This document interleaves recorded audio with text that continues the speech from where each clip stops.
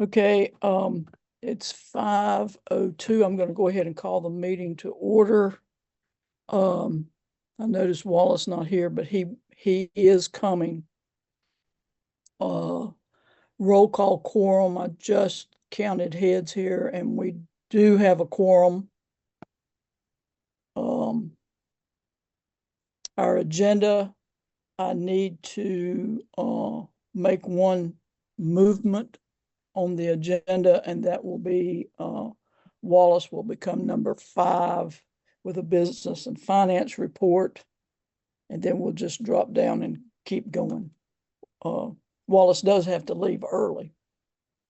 Okay. Minutes. We have several to approve. On my stacks. We have, there's Wallace. I'm gonna wait on him just a second.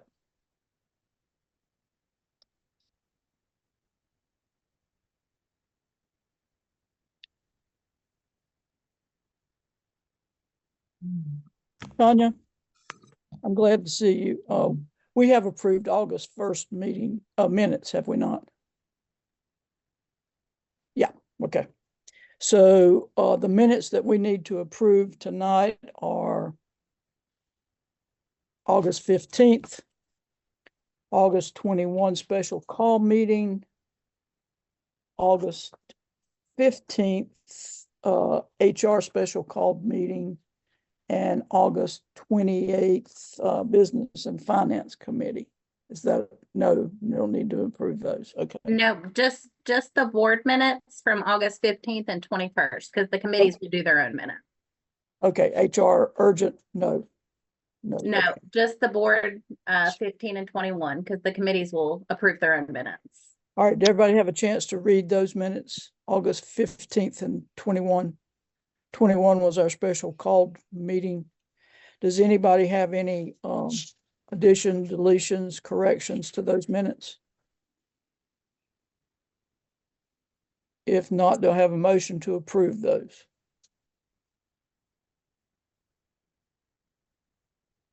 Mickey. Make a motion to approve. Second. This is Jimmy. I second.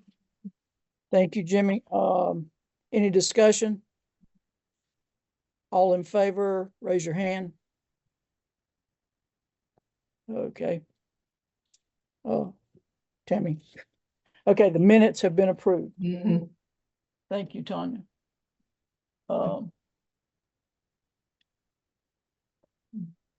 Now, I have moved you up on the agenda, Wallace, so that you can present the Business and Finance Committee news. Okay.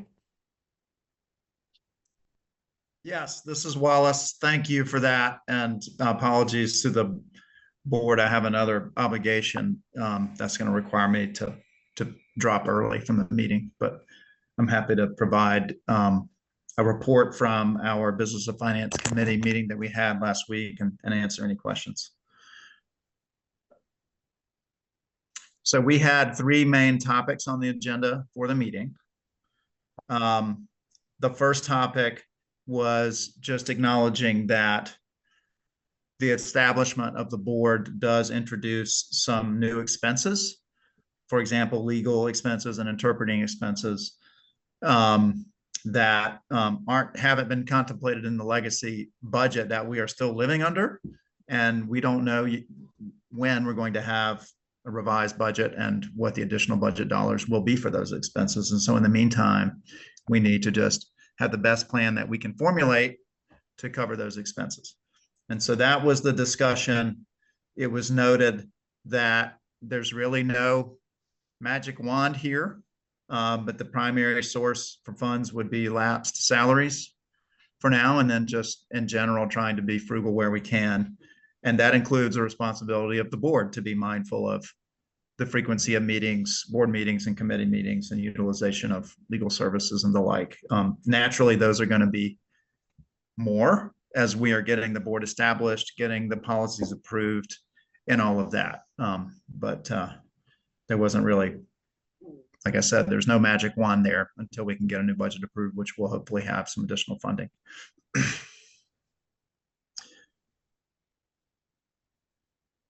The second item on the agenda for the committee meeting was to review the needs list that is provided every year in preparation for the upcoming school year by the various departments. And so we let Hannah shared that with us, and we reviewed that and discussed it.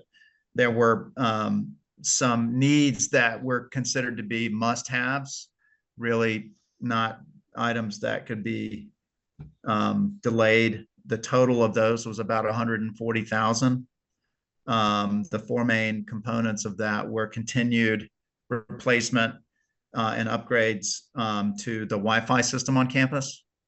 One, two, the laptops that are utilized by students and faculty and staff that were purchased several years ago are reaching end of life and are needing to be replaced. And so purchasing replacements for those.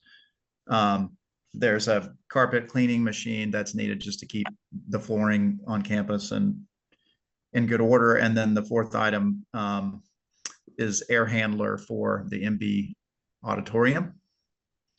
So those were the must-haves in this year's budget. And my sense from the committee discussion was that, that was not sort of abnormally high. They were kind of typical of what you'd be coming into a new year with. The items on the list might be different each year, but those were on the list for this year. There were some other items noted by the departments as more like a nice to have. That would just have to be based on discretionary available funds for various smaller items.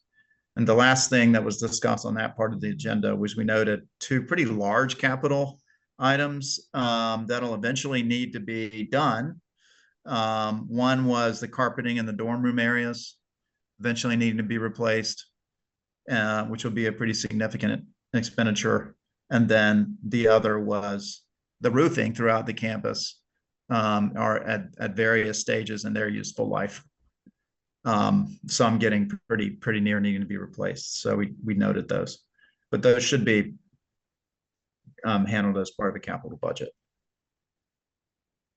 I'll finish with the third item, and then I'm happy to answer any questions. The third item on the agenda for the Finance Committee meeting was to discuss how we wanted to handle the reporting from the director to the board related to the delegation of his ability to enter into contracts under $100,000 under policy 6420. And we agreed on a pretty simple approach, which was we wanted there to be full transparency to the board to see what that activity looked like. So we agreed that those would just be, that report would be included as part of the board packet in advance of our monthly working board meeting, which is, I guess, the third Thursday of each month. And so that'll be available for the full board to review. I'm happy to answer any questions or be corrected by others if I missed anything.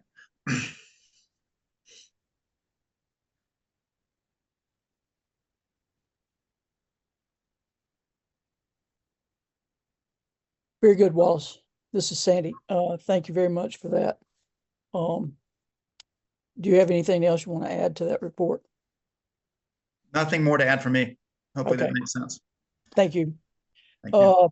Okay, we will go back up into our regular succession of the agenda, and that puts us at legal updates with Chris and I guess DPI MOUs and the little bit of good news we got the other day. So Chris, I'm gonna turn it over to you. Very good. This is Chris, and good afternoon, everyone. So the current status of the MOU with DPI is now that all three schools have had an opportunity to operate for a few months without DPI. And given the desire of DPI to move ahead without supporting the school, and I mean that just factually, I think that's where they're headed and that's where they're gearing. We decided that as the attorneys for the three schools, that probably the best thing to do was do what we've been saying from the beginning, and that is go back to the three directors and get them together to ask some basic questions of each other that we might could help with, such as, at this point, what do you feel like you need DPI to do for you? What do you not need DPI to do for you? And what are you unsure as to whether or not you need DPI to help you out? And we also thought the collective wisdom of the group would be really nice, because I believe, for example, I know there's some things that Mr. Patrick has already dealt with and was able to navigate without DPI's help that I believe the Eastern School was asking about. We could have other examples where maybe the Governor Moorhead School has already dealt with something that we have not dealt with yet in Morganton. So that we're in the process right now of trying to coordinate schedules to get the directors together. The attorney for DPI is on standby and is ready to work on that MOU with Brian Shaw from our office, who is lead counsel for the Eastern School. So really at this point, we wanted to get the directors together, and we're wanting to think strategically big picture as well, because this is also groundwork for what the school will need from the Department of Administration when the back office support moves to DOA, because we do expect that bill, a version of Senate Bill 90, to pass at some point. So this will also inform that memorandum and that budget request from DOA of what it needs to support the schools and what you need directly in terms of budgetary support and other things to be independent as you move forward. I anticipate that the final version of Senate Bill 90 will require that you submit a final JLOC report in January of 25. That's not written in stone, but that's what I'm anticipating right now. And that will have two pieces. One is just a recap of how the transition went, and your chair, vice chair, and the board will work through that. But the second part is probably almost more important, and it will be a cost update of what kind of financial resources does the school need directly to operate, and what kind of financial resources might the Department of Administration need to support you. So that is going to be an incredibly important report, because if you think about it, that will be mid-January. Then DOA will submit its budgetary needs to the General Assembly by March 1, and that's pretty much in the middle of budget season. So that's the most important thing. I think this update comes very nicely after Wallace's report, is that you're going to need to limp through this year financially, and I think you all know that. And then the work that we're doing with DPI will inform what you ask the General Assembly to do financially, and we need to have a pretty good idea of what that is by January of 25 to be able to submit that to the Joint Legislative Oversight Committee. So that's where we are. Mr. Patrick can also certainly weigh in if he's got further updates, but we're hoping to get the directors, which is where it should have been from the beginning, and Mark and I have been saying that since the beginning, get them to get together and tell us what DPI needs as far as an update. And I'm trying to think, the only other thing that I have asked and will give Ms. Turner and Mr. Saunders an update as soon as I get it, is if there is a legislative mechanism to increase your appropriation this year, to give you more money this year, what is that vehicle? What is that mechanism? Is there a pending Appropriations Act amendment that is just sitting there? Is it the budget that the General Assembly would approve potentially in January, but is there a way to get you a mid-year infusion of some more funds? And I'll let them know what that vehicle is so that y'all can talk about lobbying and trying to get your delegation to help you out with any additional funding you may need. Okay, We need to do an interpreter switch.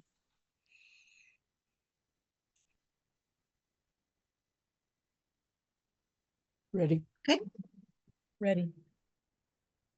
Okay, Chris, do you have any other additions you want to add to that? That's it for right now. If I may have forgotten something, if you want to add to it, or if Mark wants to add to it.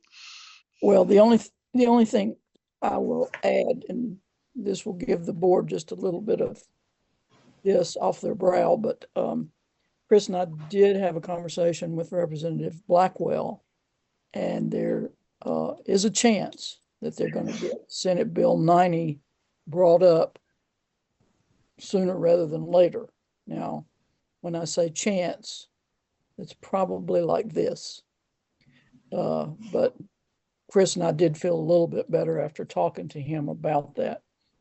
And we talked about the need for funds for transportation and the needs for funds for legal, and the fact that the schools are going to be tight until something happens. So that was that conversation. Thank you, Chris, for that update. That brings us to the policy committee. Mickey? Hey, guys. The policy committee was tasked with finding out opinions from the members of the challenges and the concerns related to hiring staff that are able to communicate effectively with all staff and all students. So instead of having an actual meeting, I just sent that request out to my members, asking for their thoughts. And so far, I've heard back from about half, some good thoughts, and hopefully by the first of next week, I will have heard from everybody, and I can put it in some kind of document and send it off to Chris. And that's it. Does anybody have any questions of Mickey? Okay. Dr. Tate, HR.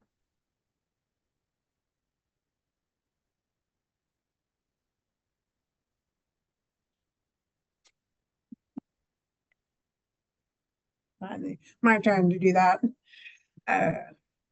The HR committee met last week to review the HR policy draft for the structure reporting through HR.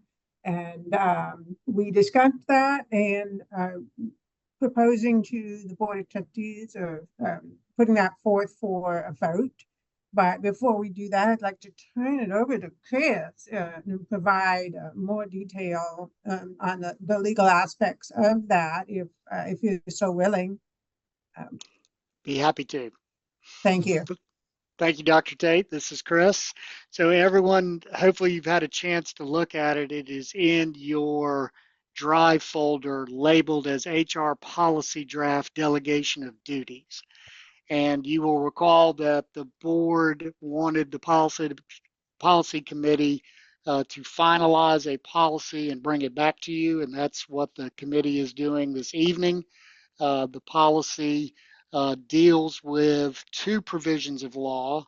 The first provision of law states that the Board of Trustees will provide the HR function and can delegate that to either the executive director or to an HR director.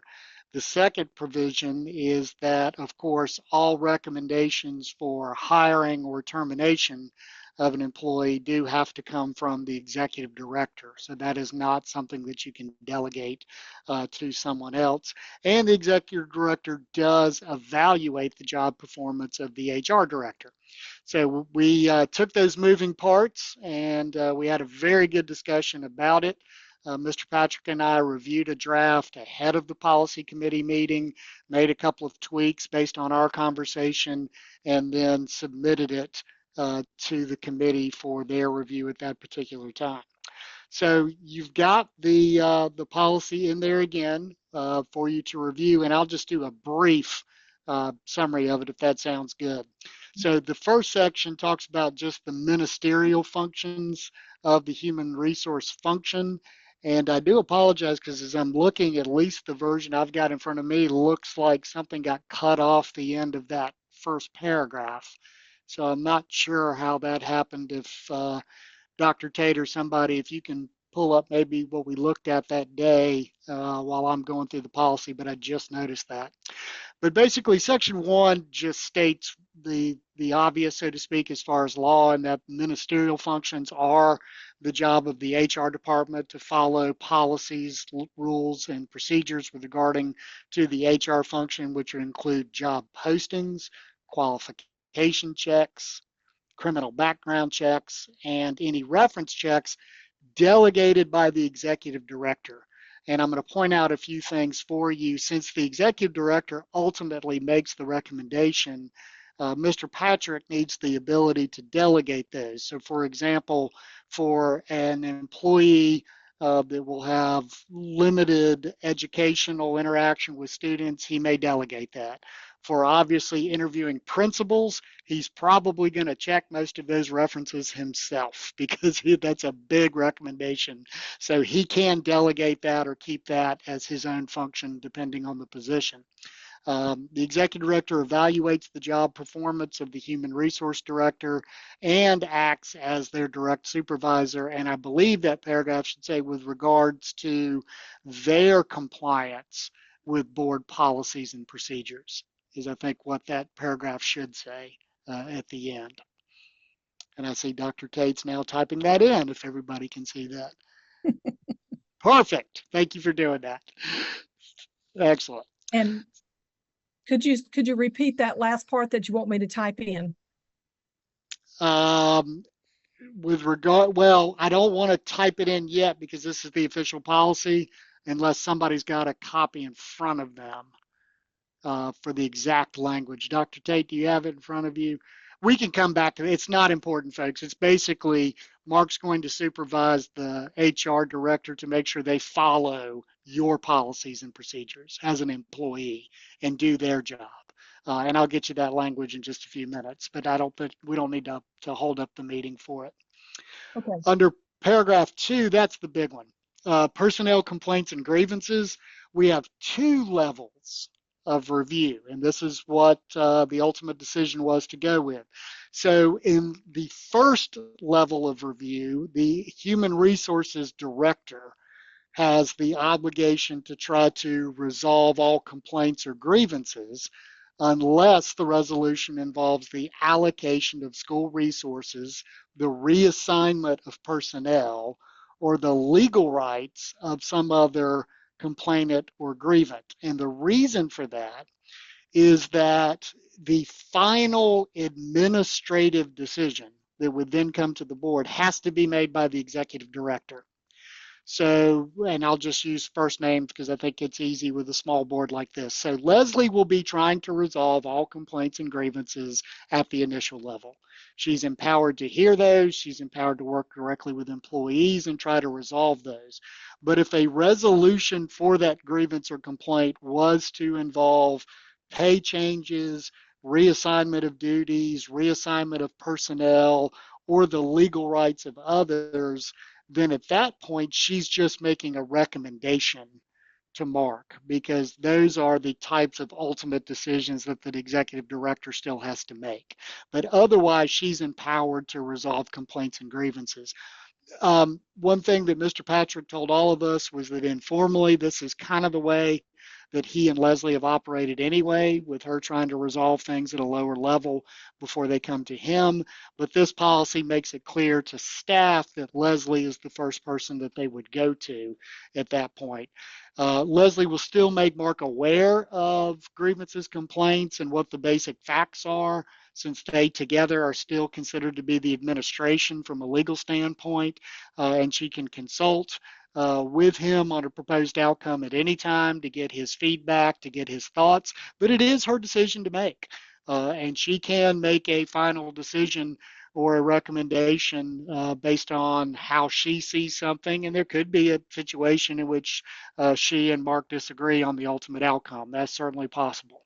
And she can also consult with the board attorney regarding the process and resolution with the concurrence of the executive director. Because again, that's using resources, monetary resources. So want to make sure before there's any contact made to the attorney. At the second level of review, which is paragraph number 3, that if the employee is not satisfied with the resolution, they can then request a meeting with Mark. He will review everything. He will conduct any additional investigation that he deems necessary, and he will make a final decision on the employee grievance or complaint, after which the employee can appeal to the board. I'll cover that in just a minute. Paragraph number 4 is real important, and we've talked about this in the past, and that's bypass. Bypass is simply that if an employee is unhappy with Leslie, they must go straight to Mark. If an employee feels like that they have been wronged in some way or want to file a grievance against the director, then that would have to go to the chair and vice chair for a decision to be made of how the board wants to handle that. So, and this is commonplace in terms of how it's handled. It's not commonplace in terms of you get a lot of grievances, complaints as a routine matter against a chief executive, but the way it's handled is very common, is the chair and vice chair meet with the legal counsel, review what the issues are. It may be that the chair and vice chair want to have a conversation with the executive director, and the three of them come to an understanding and we're able to resolve it that way. Otherwise, the worst case scenario, so to speak, is that it comes back to the board and the board decides whether to hire outside counsel to review the facts. And there have been several school boards throughout the years, throughout the state, and folks, don't think of this as lower level things. When you think about embezzlement, sexual harassment, things of that nature, school boards have hired outside counsel to come in and do investigations. That's how you have to handle it when it's the chief executive of the organization. But otherwise, Mark will be making decisions. Those will be appealable to the board. Also, someone, and this is where you've got to handle these on a case-by-case basis, it's always important to remind employees, if they do have a grievance, that there will be no retaliation. So Leslie will be telling employees, no retaliation. If you're complaining against a supervisor, we will work through it. If it comes to Mark's level, Mark will be telling employees no retaliation. And if it came to the board level and it was a concern about the executive director, then the board chair, vice chair, legal counsel, someone would need to communicate with the employees and say, there's not going to be retaliation. It will be handled correctly and handled appropriately under policy. And it's good to repeat that these things take time. It depends on the facts. It depends on the seriousness, but these processes are never resolved quickly. A lot of times they do take a little time to look into the facts and ensure the facts so that everybody's rights are protected and there's due process. Let me take a breath before I go to the appeal. I want to make sure the interpreters don't want to switch because I know I've been talking a lot. It is time to switch. Perfect timing. Thank you. We're good. Excellent. And then section 5 is appeal to the Board of Trustees. All appeals have to be in writing. They have to be within 30 days of the final decision from your executive director. They have to contain a description of facts, identification of what laws or policies have been violated, and what the employee's desired outcome is. I think it's always important to remember that I'm not happy with the decision of my supervisor is not necessarily an appellate issue for the Board of Trustees. Okay, every decision that a supervisor makes is not going to find its way to the board as a grievance. And there are going to be times where with legal consultation, the chair and vice chair may say to an employee, I'm sorry, but this really isn't a grievance that the board can do anything about. You simply disagree with the decision that your supervisor made. That is not the board's job to second guess operational procedural decisions made by the executive director. So that's important. We need the facts in writing because not everything comes to the board. In fact, this policy goes on to say that if they allege a violation of law, federal or state regulation, applicable state board policy or procedure or your policy or procedure, that would be an automatic appeal to the board because those are your policies, procedures, and laws.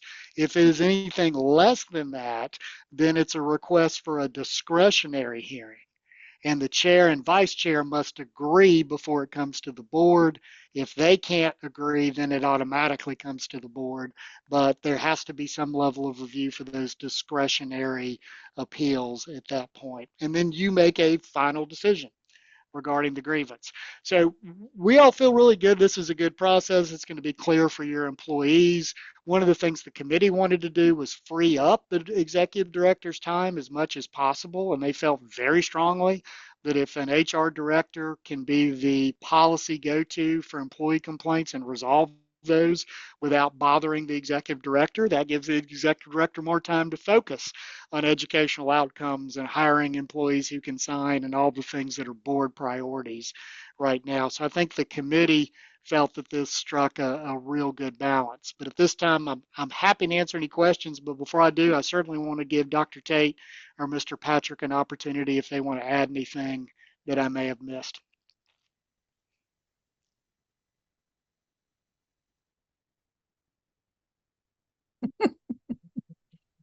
Dr. Tate said, I think it's all good.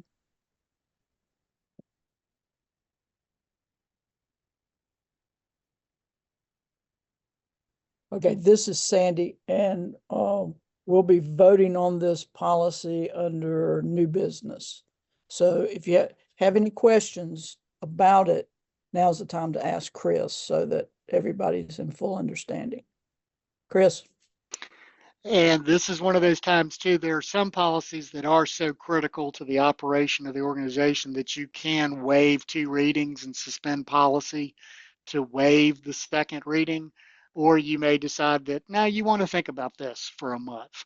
When we get there, Ms. Turner, please ask whoever makes the motion to be clear whether they're asking that we suspend policy and pass it on 1 reading or whether they'd like for this to be a first reading. Okay, let me ask a question. Since Wallace has to leave early, would the board be in agreement that we move this vote to here? And I see Wallace has got his hand up, so Wallace, go ahead. I was going to ask the same question that I think you're asking. I was going to ask if, yeah. If we could go ahead and do the vote. Yeah, Wallace does have to leave, so this is a good opportunity for us to move that vote up and ask the board to make a decision on it if the board's ready to do that. As Chris just said, we could hold this for another month, or someone can make a motion that we're going to waive second reading and vote on this now. So that's where I am. I'm waiting for a motion for that. And Wallace, you still have your hand up. Are you going to make that motion? No, I've actually got a question for Mark and Leslie, I guess, is where I would direct this question, which is, do you all feel like this is a high enough priority that if you had your druthers, it was enacted sooner than, a month from now, or how urgent is it from your point of view? And this is Mark. And again, it's pretty much what we're doing now. And so if there would need to be to formalize the process, then we certainly would want to vote on that today. But it is following a very similar process to what we have now. And as long as there's good communication, then we should be all right.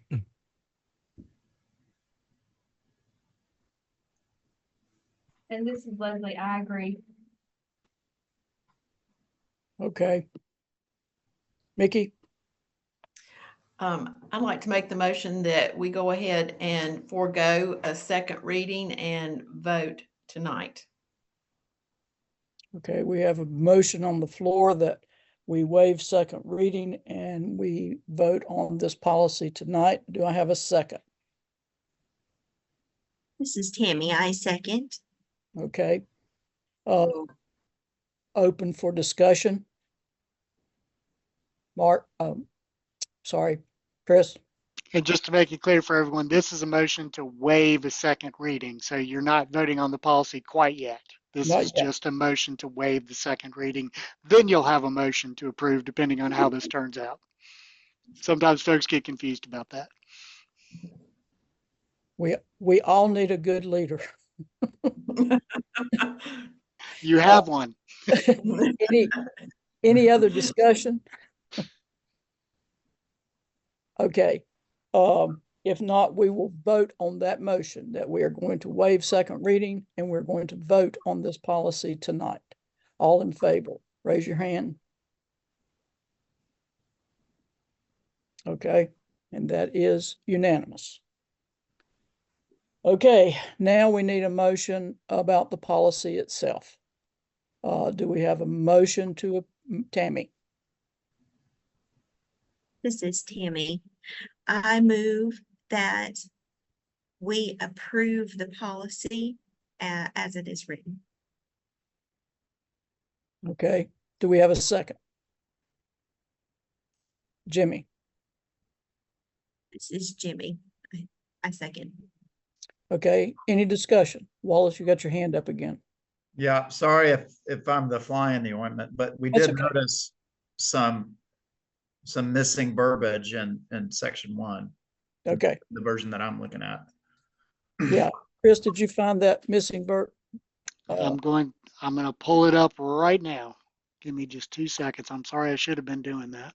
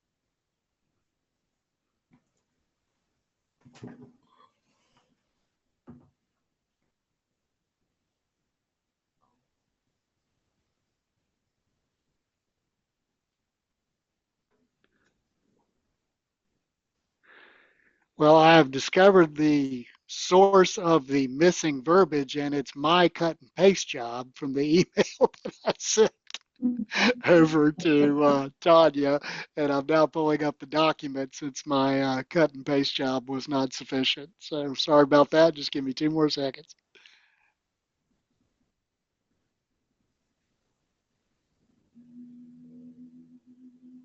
This is Ray.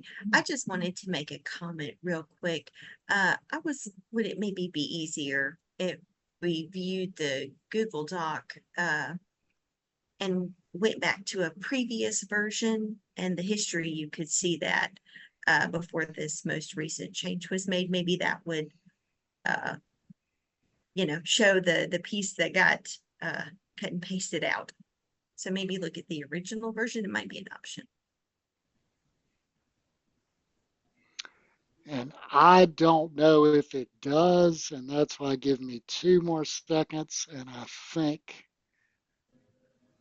I should be able to give you, because that's the only thing that's missing is that last phrase, and I think I've found it. Here it is. Okay.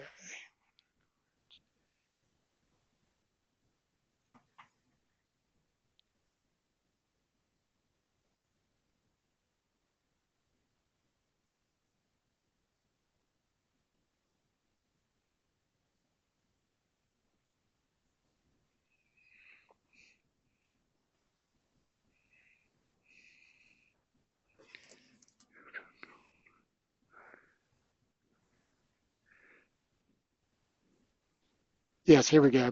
Executive director shall evaluate the job performance of the human resources director and act as their direct supervisor with regards to their job expectations and compliance with board policies and procedures. So with regards to their job expectations and compliance with board policies and procedures.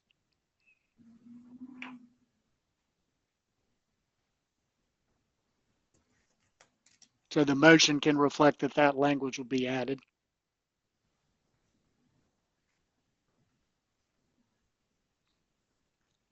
Okay, and Tammy, since you made the motion, do And you I'm want, fine with that. I'm fine with that. okay. Candace has her hand up. And this is Candace. I can't make a motion.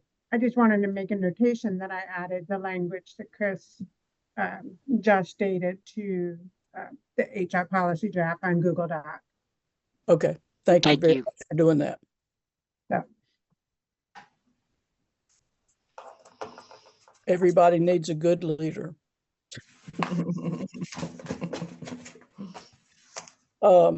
Okay, so we have the motion, a second.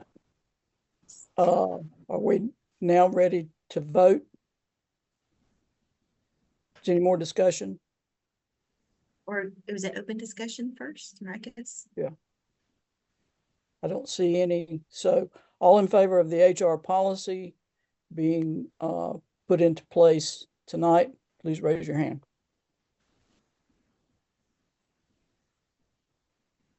That is unanimous.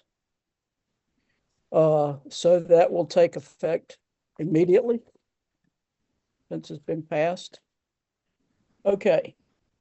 Are there other HR issues that you have to bring up, Candace? And this is Candace, not in open session, no. Okay. All right.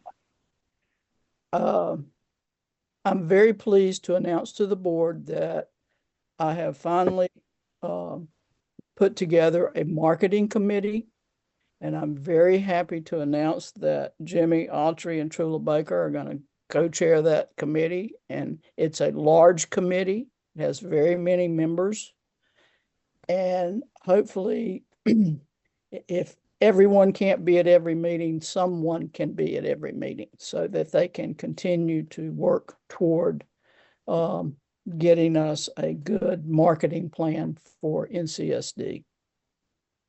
The Parental Plan Committee, Dr. Warner, I'm going to ask you to go ahead and give us an update on that. I'm sorry, Wallace, do you have a question? I was simply saying, I'm sorry that I do need to go now to my other obligation, but thank you all. Was glad to have you. We'll see you again. So Dr. Warner, I'm going to ask you to go ahead and give us sort of an update on your Parental Plan Committee. And if we could do an interpreter switch. Switch interpreter. Okay. All right, this is Tammy. So we met with Mark Patrick. We've got the parents' email addresses, text numbers, and then we've got other things from Sandy. So we decided we would go ahead and send out an email because we know that, well, from what I've heard that's gone on in the past, NCSD really doesn't have a parent-teacher association. So I know that the director has tried to get parents involved and not been so successful thus far. So not sure if I'll hear from parents, but I'm going to send that out on Tuesday, see what happens. Oh, I did send it out on Tuesday. I did hear back from one parent so far. So I'm thinking maybe that I think I may just need to contact folks individually, maybe on their video phones, and I can reach out to some of the parents that way. And I think I'll wait one more week and see if I need to go that route, contacting folks individually. But my plan is to get people together. We've got to do review the Parents' Bill of Rights, and that'll be on the NCSD's website. So that information is there. And then we've got the legal terms there. So I'm not sure if it's parent friendly or not, but I need to look at that. I'm going to look at other schools for the deaf, and if they've got parent handbooks that might be something that we need to develop here. And let's see, I'll be working with Mark. Our committee will be working with Mark and working with that office to develop a handbook. But first, we need to get the parents' input. And that way, we've got the Bill of Rights on the website. And putting the Bill of Rights on the website, that's our plan right now. Anybody else want to add anything? Raise hands up. Yeah, this is Ray. Yeah, so I got your email, but I said, just so that you're aware. With Yahoo and Can you see? Gmail. Tiffany, go ahead. I can't see. Okay, with Yahoo and Gmail, sometimes it can get rerouted to junk folders, or things like that. So maybe use, especially if using like a third-party app. So Mark's email is something that a lot of parents already have, and so it's kind of recognized in their email, and your email probably isn't going to be in their contact list. So it may be following up with those parents using Mark's email might be just another option we want to think about, because that'll show up in their list. I'm sure that that's a contact that those parents have saved. So potentially just the email that you've sent out could have gone to spam or junk folders. And so that if you haven't heard of a great response, just one, which is good, but it still might just be that it might be in a spam folder somewhere. So just food for thought. And Tammy said, Ray, that's a really good thought. Yeah, good. So what I may do is maybe I will work with Mark on that. And thank you. And that's it for me now. I hope that we'll be able to meet soon and get things going. I'm going to be out of town next week, so probably the end of the month. I'm hoping to set up our first meeting at that time, or possibly the first week of October, just FYI. Thank you, Tammy. And Chris, I'm going to ask you a question here. When we first talked about this, you had some other parental plans or sort of a template model that they could use to look at. So go ahead. So I will provide that. I want to be real clear that what we've done is the policy necessary for compliance with the Parent Bill of Rights. And that's what I'll be getting to them that can be added to. And we may even recommend that the board pass those policies to be in compliance with the Parents Bill of Rights. But that is what I'm hoping the committee will do is take that language and make it parent friendly. Because it is very legalistic. It comes from a general statute. It's not going to help with a communication to parents because it's purely for legal compliance. So please don't think I'm sending a marketing document. Quite the opposite. I'm sending a very legalistic document. And any recommendations that the committee has about softening the language in the policy, I am more than open to, because it's basically a school boards association policy to comply with the general statute. Thank you very much for that, Chris. And Tammy said, thank you. If you could send that, that would be great. Okay, and we have the Communications Procedure and Policy Committee, and Kimberly Lee is heading that up for the staff, and Dr. Tate has an update for us on that.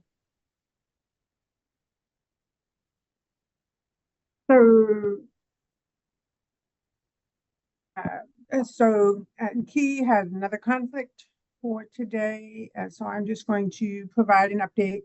We are reviewing the draft communication policy for the staff that has been written and developed by the Communication and Access Support Services Department. Just as a real brief update or background on this, it helps us to encourage a language-rich environment to establish and promote natural language acquisition for our children.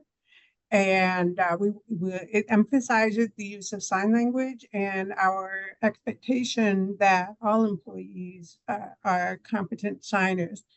And it details what CASS, the Communication Access Support Services. It details the resources that are available through CAS, such as sign language classes, training, assessments, and so forth. And it also provides a table for the expected proficiency levels of the staff based on their level of interaction with the students. And so we provide a lot of resources and a lot of support to staff to be able to increase their proficiency level. And then we emphasize also that where an interpreter is needed, that we use licensed interpreters that are authorized to provide those services.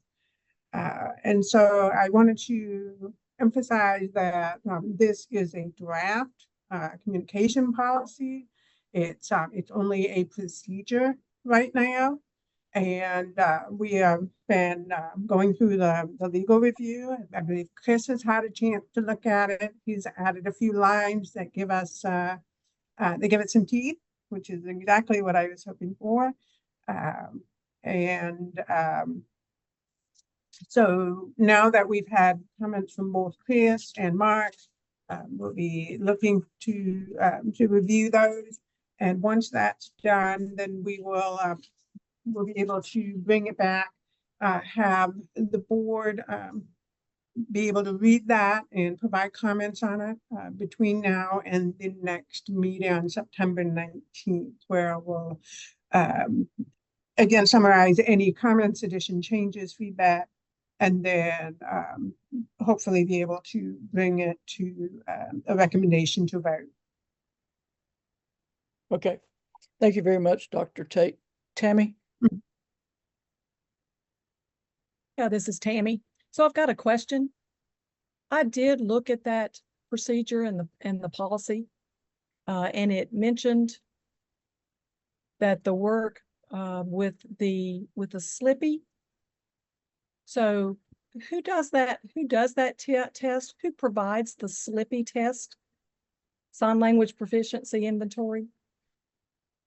Mark? And Tammy, that's a wonderful question.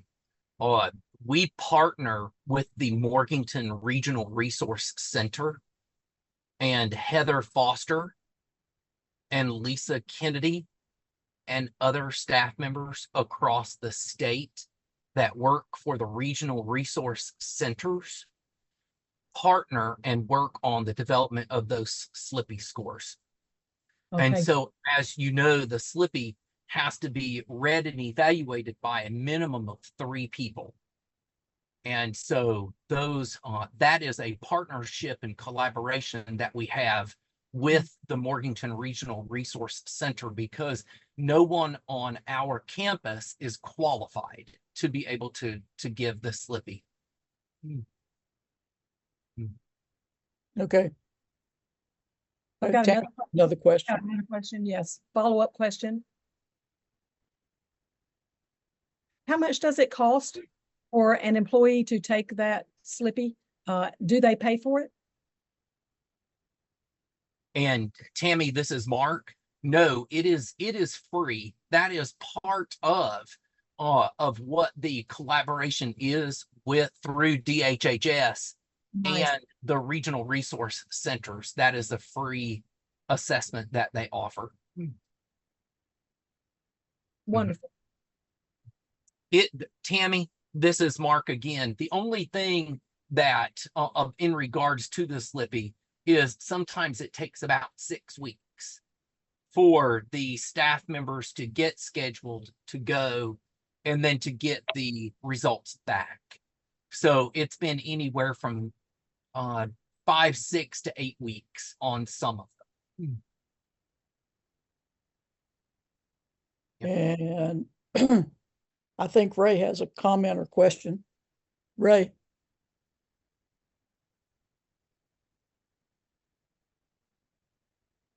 Yes, I am a slippy evaluator, and I've done that for NCA ASLTA.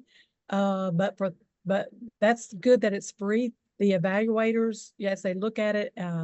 Sometimes it's not an official, well, it's not an official certification. Okay, it's not accredited, just an FYI, but it's more of an internal assessment. I just want to make that clear. That's not an outside accrediting agency. It's more of a test. So depending on what your score is, that's the results that you get. So really there are three testing centers. Okay. And so of course, NCS. North Carolina is one of them. Go ahead, Tiffany. Go ahead. And certain community colleges will use that as part of their placement examinations for people coming into their program. Those results could be received in as short as 2 weeks. That is possible. But it's also important to make sure that you have somebody that is impartial in evaluating those, and somebody who's very familiar with linguistics, has educational background or degree. Again, different places will do it different. It's just different perspectives. And this is Tammy. I am familiar with that assessment program. Gallaudet was involved with that, and Gallaudet offered the service, but it was very expensive. And so people from out of state would come in and pay to be assessed in that. So that's why I was just wondering about the cost. So that's good that it's offered that way. This is Ray. I want to go back to Chris for just a second. And that language, that verbiage talking about licensed, qualified licensed interpreter, and that don't want to use staff or somebody who's not qualified for, communication.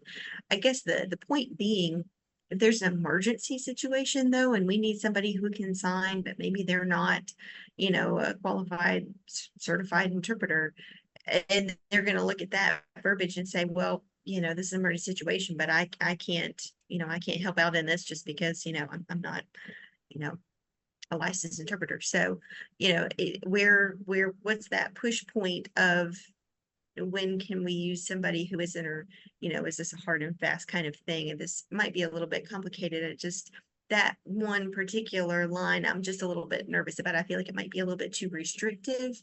But if it's a simple yes or no question, I mean, I just, my 2 cents, I'm just looking at it from that perspective. Chris? And Ray, that was my concern as well, is that the procedure language not inhibit common sense. And I think certainly the emergency exception makes a lot of sense on one end of the spectrum. I don't have a problem with that at all. On the other end of the spectrum or bookend, we know that non-licensed interpreters should not be facilitating communications. We know that. But I would hate for a very small interaction in which, say, we have an employee who's learning to sign and a fellow employee feels like they could help them out in the moment with what a student may be trying to tell them. I don't want employees thinking, well, gosh, I cannot be involved at all because I don't want to violate policy. So it's not as much of a legal question as for me, as much as I would hate for policy language to be read so strictly that folks would not do things that all of you would agree are common sense and don't run afoul of the law when it comes to having a licensed interpreter. So thank you for highlighting that. I think I just put that back to Mr. Patrick, Dr. Tate, and Ms. Lee for further consideration of that particular sentence. Should it be in there at all? What are we trying to prevent? Do we just need to remind folks that they cannot interpret when they're being paid? They cannot act as an interpreter formally when they're being paid unless they're licensed. I do think that needs some more thought. And then one other thing, if you don't mind, while I've got the floor, and this is not as much legal, well, it is that I Chris, can I please. stop Okay, just a second? We need to do an interpreter switch. great, thank you. Ready? If you're ready. Great. I think it is wonderful that Dr. Tate, and she gets nervous when I start any sentence like that. I think it's wonderful that Dr. Tate is on both the communication procedure policy and the policy committee. Because I think that there is a very big picture issue that actually Mr. Patrick and Ms. Turner and I had some discussion about the other day, and that is it is so obvious that everyone is on the same page when it comes to wanting staff that can communicate with deaf individuals, students and other staff, and wanting there to be a staff that can effectively communicate with folks. So this is policy, this is procedure, this is recruiting, this is money. And I think this conversation really highlights how all of those things need to be thought through before this policy is finalized.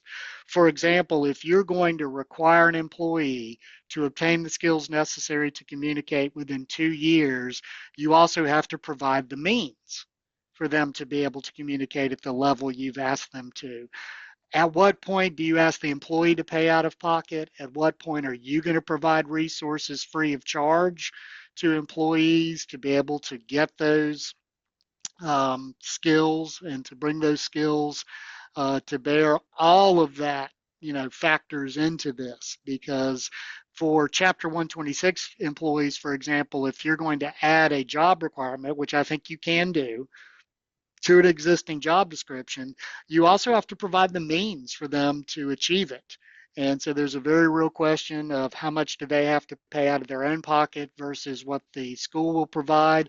And then for hourly folks, Mark and Leslie's ears just perked up, overtime. I mean, if you're going to ask an hourly employee to take a class to learn a skill, that's on the clock. And they've got to be compensated for that time. So finding time during their normal workday for them to acquire these skills is real important too. So just please think holistically about, the not only this procedure, but how does that factor into the recruiting that you're going to do to try to get individuals to come to the school, and what resources are you going to provide free of charge so that these employees can meet this policy requirement. Mark? And this is Mark. I just wanted to say real quick that we actually, Chris, already do provide all of the classes free, 1 time a week classes for free for all of our staff members. And we already do pay compensatory time for that hour in which that the staff members are going. Third shift, meet from 8 to 9, they stay an hour late. Second shift meets from 2 to 3, they come in an hour early. And then first shift meet from 3:45 to 4:45, and stay an hour late. So those are the processes that we currently have. We do have to ensure that classes are not canceled, and we have to ensure that classes have rigor to ensure the pedagogical part of that is shown and understood, so that growth can be shown within that 2-year period. And then those are also on each staff member's NCVIP, as well as 115C licensed staff. It's on their PDP in both systems. So those are the processes that we're currently following for that. Okay. Any other questions or comments? This is good, healthy discussion. Tammy? This is Tammy. Who is teaching those classes? Is that somebody from the CAS department? Yes. Mark? Mark is saying yes. Tammy, that is somebody by the name of Key Lee.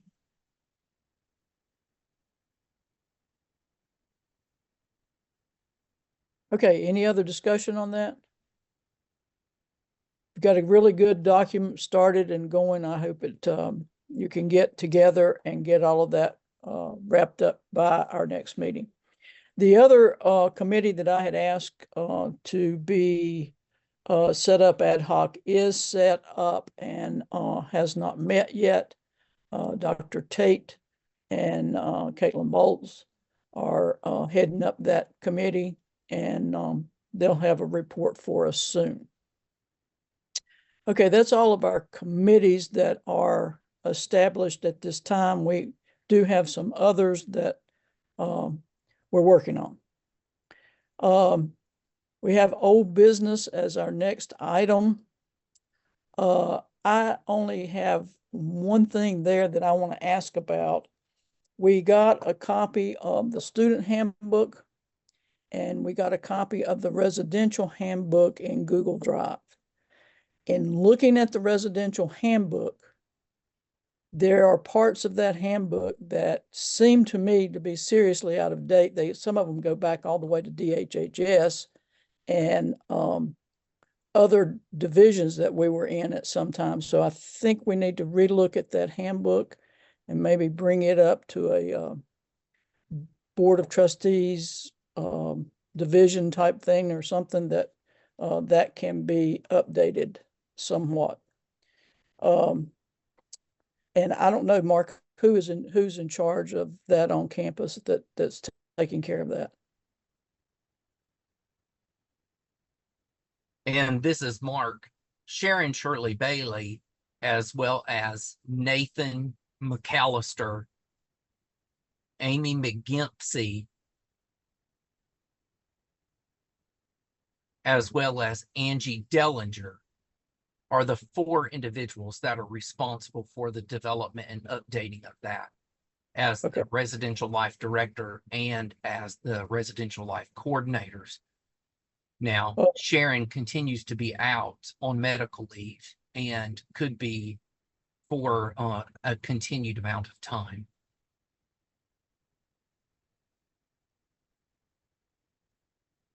Okay. Maybe that's something you and I can take a look at in the near future and just highlight where we think it needs to be updated a little bit, and then I'll give it back to those individuals to work on. Is there any other old business that anybody has to discuss at this time? Okay. We are now ready for the school director's report. Mark? And this is Mark. I uploaded or Miss Tanya uploaded my school director report, and it was incredibly lengthy because there was a tremendous amount going on within the first couple of weeks of school. So I don't want to read this verbatim because it is certainly there for you to be able to review. But a couple of the things that were asked were how many students. And so there are currently 31 elementary students, 11 middle school students, and 22 high school students, with a total of 64.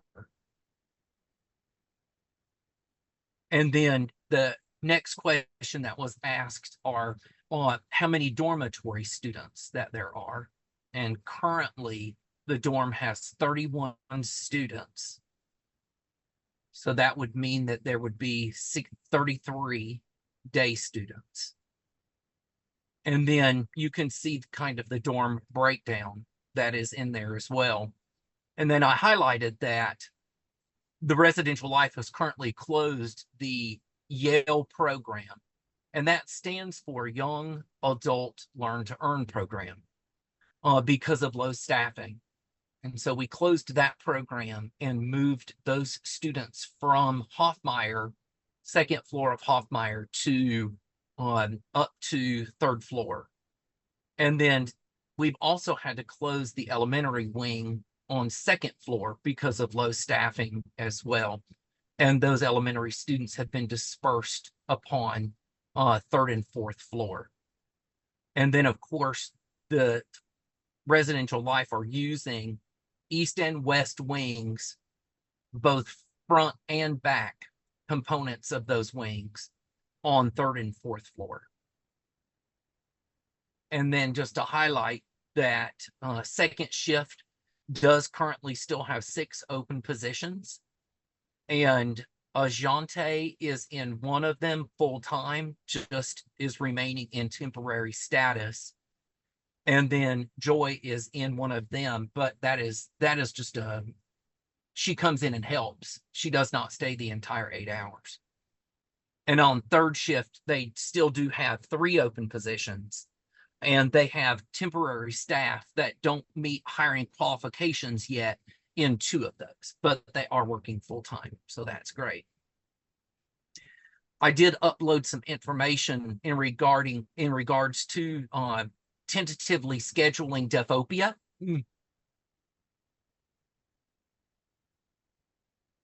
And we are kind of going back and forth with Seth about looking at May the 3rd for that. That will not involve any of us other than on-call maintenance staff and on-call environmental service staff will have to come and be on campus while others are here. And we did share the cost that would be associated with utilizing the gym for that. And then David Bird approached us this spring and asked if we could host the Academic Bowl. And there is no way that we were going to be prepared and ready to be able to host after hosting 2 Mason-Dixon tournaments back to back. The staff members basically were going to just get on the buses and leave. So we said that we could not host it this year, but that somebody is already assigned for 26. So the Academic Bowl, Gallaudet is asking if we can host it in 27. I uploaded the 2 formalized documents that go with that to be able to allow you all the opportunity to review that. There's a tremendous cost that's associated with it, and usage of all of the buildings and things like that for that entire weekend. So that will be something that we can have future conversations about. And next is in regards to homecoming, which is scheduled for October the 5th. We are still trying to work out details. We have a meeting that is set up tomorrow at 1. That meeting was originally scheduled for Tuesday at 3:30, but that had to be delayed. And so we'll kind of make some formal decisions in regards to homecoming tomorrow. The Alumni Association has reached out multiple times wanting some updated information, so we'll work on that. Next on the list is I reached out to NV Strategies on Friday via text and in regards to the principal recruitment. And I added the little text messages there, and you can see where I said in red, just checking in because I had not gotten the contract yet. And then he came back and said, oops, the price is wrong, and said it was instead of $1,500, it was $15,000. And I quickly scrolled back up in my text and saw where he said 1,500, but that was an error. And so he did send the contract. I did push that over to the legal department, and Chris has had Ian review that, and that has come back. And so that should be uploaded for the board to be able to review. That would be something that we do not have in current finances. So that would be something that the board would have to approve. And you can see the final statement about that was Hannah states that we really do not have that money, but did say that we could use unrestricted donations if the board chose to move in that fashion. And then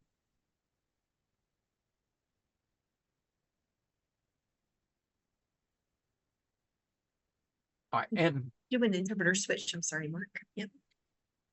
I was paying attention. All right.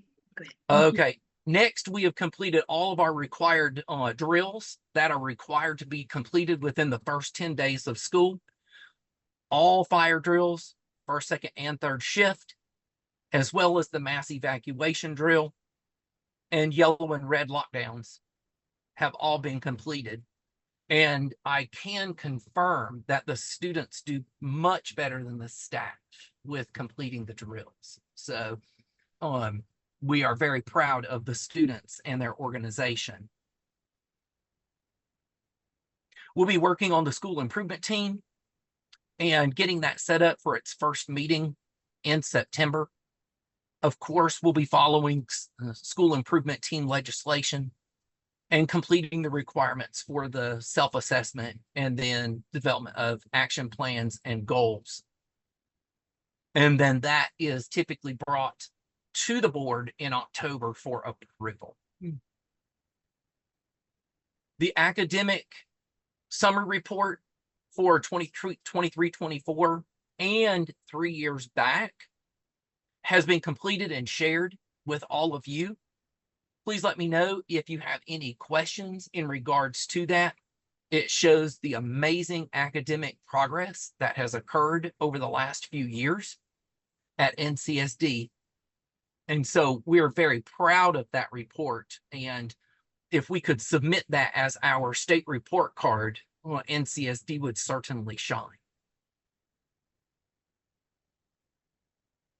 There was some information that I called and, oh, I'm sorry, Mickey, I was looking down.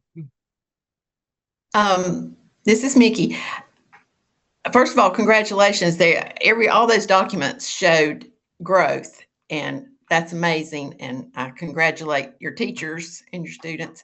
But I was wondering if at some point we could also see like the information about that comes with the EOCs and the EOGs related to grade level and percentile, and are students ready for what percentage are ready for career in college ready, and some of that information to see more like, I just like to see where we are, not with names obviously, but where we are as far as grade level.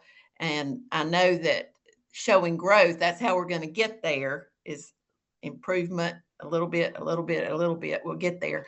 But I personally would just like to see, how many kids in each grade are on grade level and how far they are from being on grade level, and who's above grade level. I hope there's some of those too.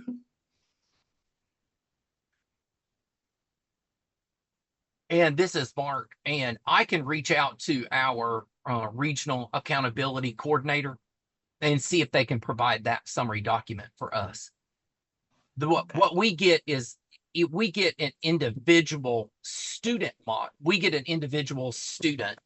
And so I'll see if John can produce a document that will allow us to be able to see a snapshot of each formalized assessment.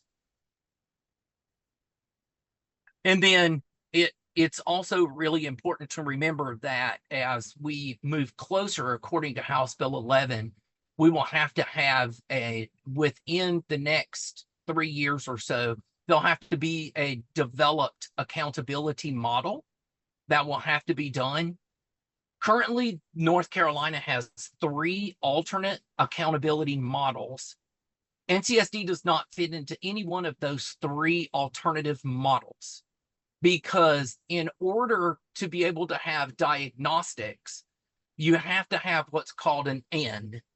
And that N, or the student number, has to equal at least 10. Well, we have 3 third graders. We have 8 fifth graders. We have 1 fourth grader. And so we cannot use the accountability models. We would have to use individual growth or something like that. But those accountability models have to be approved by the State Board of Ed. And so the development of a new accountability model would actually take 3 years probably minimally 3 years to be able to do the data, do the research, do the test runs, and then recommend the accountability model for approval. So that is something that the Board of Trustees probably does need to look at sooner rather than later. And how are we going to be able to satisfy the House Bill 11 if we do not have the N that is required to show growth? So, And Mark, this is Sandy. We've got some leeway in our approach to all of that.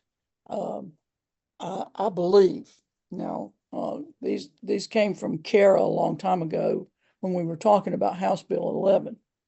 And I think it would be imperative for especially Mickey as chair of the curriculum committee to be a part of the school improvement team, which also is an option at this time with us.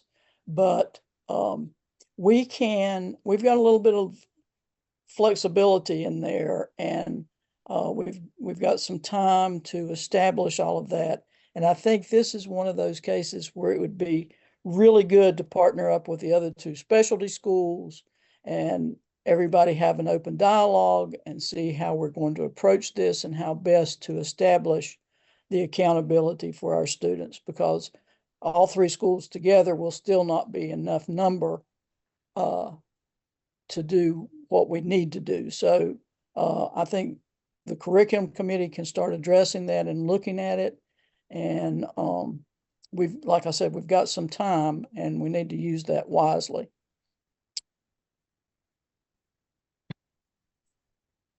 all right. And this is, oh,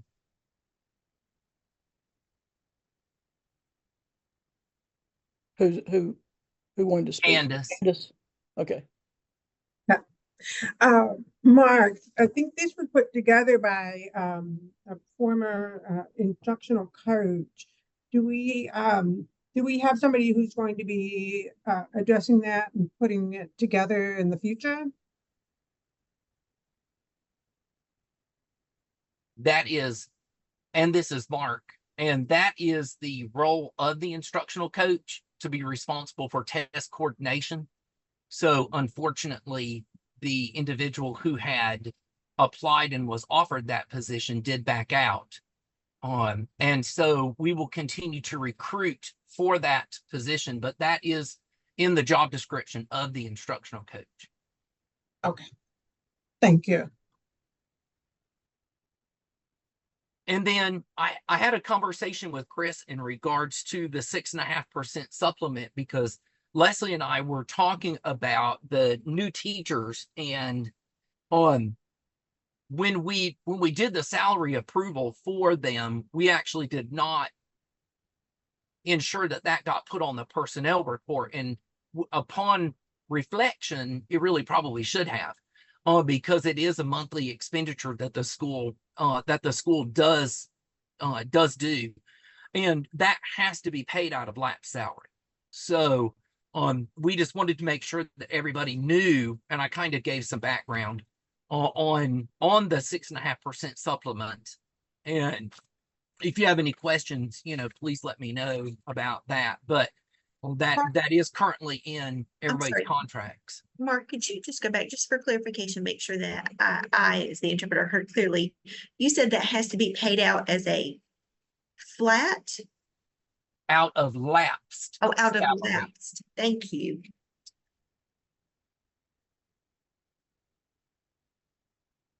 Yes, Okay. and I'm so sorry.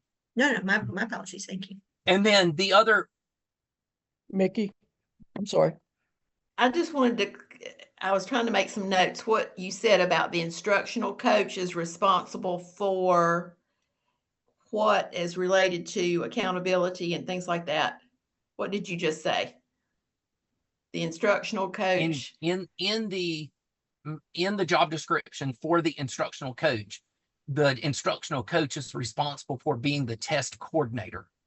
Test coordinator. Uh-huh. Gotcha. Thank you. Yes. And then next on the list was the $7,500 sign-on bonus that we are currently offering on all of our postings for certified licensed positions. That probably should have been on the personnel report as well. And that was something that she and I both overlooked. And we just wanted to make sure that moving forward that you all knew that when you're approving, unless you don't want to continue doing that, then we will need to approve the sign-on bonus as well. Our sign-on bonus for 7,500 is about 2,500 less than most other districts for many of the teachers. Some of the other districts are offering 10,000 as a sign-on bonus, especially for high school math and science and special education. So that we just wanted to make sure that that was there. Then it was asked in regards to me, because I have had a health-related concern that popped up where I ended up having to go and receive care, and I'm working up to my abilities. I was supposed to not be working this week, but I've had to work practically all day. I'm just trying to work from home and trying to take care of myself as much as possible until I can get in with the specialist. So Yes.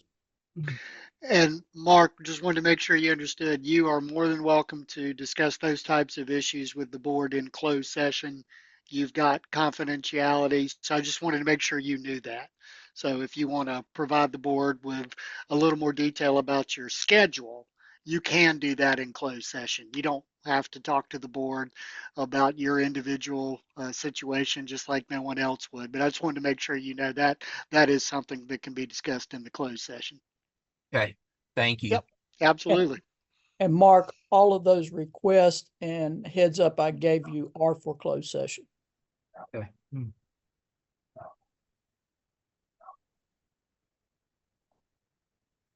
Could we go ahead and do an interpreter switch? Sure. There's a break in the action. Yes, thank you. And then the last thing for outside of closed is on requested licensure information. During a conversation that Sandy and Chris and I had, it was requested that I provide some licensure information. And so I delineated all of the information in regards to our teachers at the North Carolina School for the Deaf. There is I just saw Candace pull it out. There's a big spreadsheet that we have that shows what everybody has. And Miss Tanya, in her glory, made copies for all of you because I thought we were in person tonight. And so, sorry. And then they also made copies of the requested handbooks. And so that's all at the school. You'll get that in 2 weeks. And so it just to be able to delineate, I have completed all of the requests for provisional licenses for staff. Those are all the ones that are highlighted in yellow. And so those highlights in yellow are temporary licenses in which the teachers have to meet testing requirements within a 5-year period. So teachers have 5 years to be able to clear a provision, and that either has to be done through passing the praxis test or through actually completing the degree. There is no praxis test in North Carolina for the deaf and hard of hearing certification, and so that can only be done with taking the required courses to be able to have that added, unless we've got a couple teachers who have been able to provide their transcripts, and through that transcript, they have taken and graduated from an interpreting program or a deaf studies program. Some of those classes have been accepted. And so licensure is the one that makes that decision, not us. we just upload the transcript and then they go from there. So additionally, it's important for all of you to know and understand that each one of our staff members has to be certified in special education and content. So if we have a teacher who comes in and has graduated from the UNCG Deaf and Hard of Hearing program, then they're coming in with no content, which means they've not had the exposure or knowledge and pedagogy that goes with the actual content that they are teaching. And then vice versa, if we have someone who we've hired who is highly qualified in a content area and they don't have the special ed, then they have to be able to take and pass those assessments as well, except for the deaf and hard of hearing.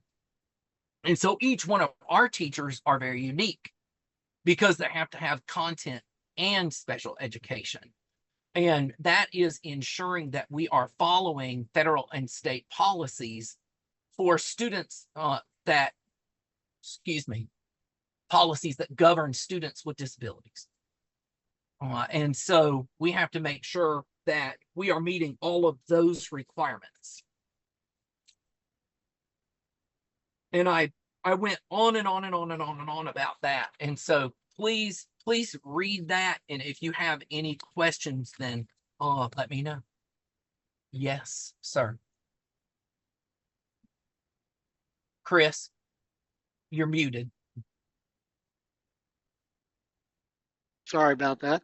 And Mr. Patrick, thank you for that level of information, because I do think it is very helpful for board members and public and the parents and others to understand the dual certification requirements that the school has to comply with.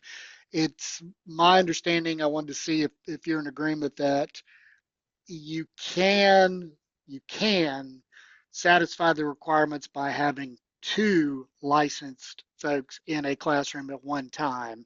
So you could have a licensed content teacher teaching math and a licensed deaf and hard of hearing teacher in the classroom at the same time. But I think you board members understand that means you have to come up with the funding to pay for two licensed teachers. So although that is an option to have two licensed individuals in a classroom at the same time co-teaching, that does increase the bottom line cost in order to comply with that. So the way to approach it is usually to add, like Mark said, the provisional special ed to a content teacher, or vice versa, add the provisional content to a special ed teacher. So that is a challenge in hiring for the school. And again, the reason I bring it up is something for you to be thinking about in your marketing plan of how you're going to market qualified employees to come to the school to teach, are those dual certification concerns. Mark, did I state that accurately? Okay. And this is Mark, and yes, you did. And then the only other option outside of the two that we've discussed, the third option is using for high school classes, high school content classes, you can use North Carolina Virtual Public School. And so a special ed teacher, say a deaf and hard of hearing teacher, could utilize the NC Virtual Public School as the content, and then they facilitate the class. There is a cost with that, but it does assist when you have currently hired staff members who have not been successful with completing the praxis tests.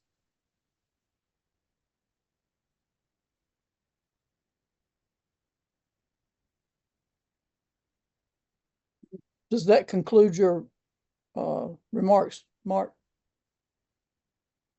I just had a quick question. When you're talking about the virtual, does that go both ways? Are our qualified teachers able to provide those services for other schools, the satellite schools, and so on. And Oh, Candace, Candace, we do not go backwards. In order to be able to provide classes through the North Carolina Virtual Public School, you have to be hired by the North Carolina Virtual Public School. okay, so it's a central agency. Yes. Yeah, okay, okay, thank you. And this is Mark, and that does conclude my report. Thank you very much for that. That was very, very thorough and detailed. We do appreciate it, Mark. The next thing I have on our agenda Tammy said, is, yes, yes, we do. okay, Yes, we do appreciate that. Tammy said, yes, we do appreciate that. okay, all right. Yes, thank you very much, Mark, for that report. Our next new business, and this is something I added to our agenda because I think it's important that our staff know and realize that a lot of the HR policies that have been passed by the Board of Trustees are new to them. And so we're going to ask Leslie to devise a plan to do training sessions with all of the employees so that all of the employees understand the new HR policy and they do understand the policies that have been adopted by the board. And I think that gives the staff a chance for questions and can get some feedback with that. So just be aware, maybe Leslie, you might want to send out an email to all staff and make them aware that you're going to have these informal sessions with them and do some HR training with them. Okay?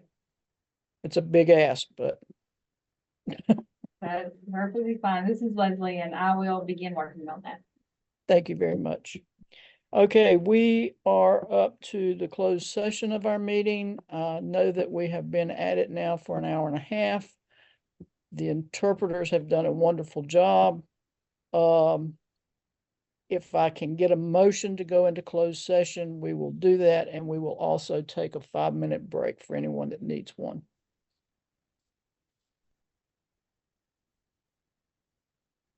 Mark, Chris. Do you want a motion to go into closed session now? Yes. Okay, so the motion would be pursuant to General Statute 143, 318.11A1 to discuss confidential personnel matters pursuant to House Bill 11 and pursuant to subsection A3 to discuss matters covered by the attorney-client privilege. Does somebody want to say so moved? Mickey, so moved. I have a motion. Is there a second? This is Tammy. Okay, they got Tammy and Jimmy both, so that's good. All right, all in favor of going into closed session, please raise your hand. And Aaron, we will be ready to go into side room and we will convene that at 6:45. So if anybody needs a break, take it now.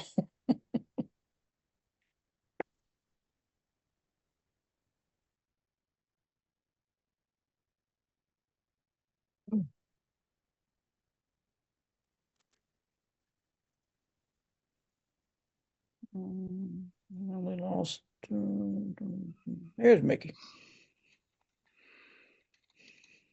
Okay, we are back in open session. The matter of our headhunter. I think we've lost Jimmy. Lost Jimmy. I think he clicked to leave And instead of just the room. this is Chris. If you're just going to update the board on that one issue, you can wait. But if you're going to adjourn after that, you're fine. Okay, we are. I'm just going to update on that one. There's Jimmy. We are going to table the headhunter discussion and turn it back over to the HR committee. And with that, there's Jimmy. I'm here. And With that and no further business to discuss tonight, do I have a motion to adjourn? Mickey. And Tammy seconded it. All right. Any discussion on that? If not, raise your hand if you're in favor of adjournment. Thank you so much. These were supposed to get shorter with committee work. All right. Mark, Thanks, feel guys. better. Appreciate it. We are adjourned.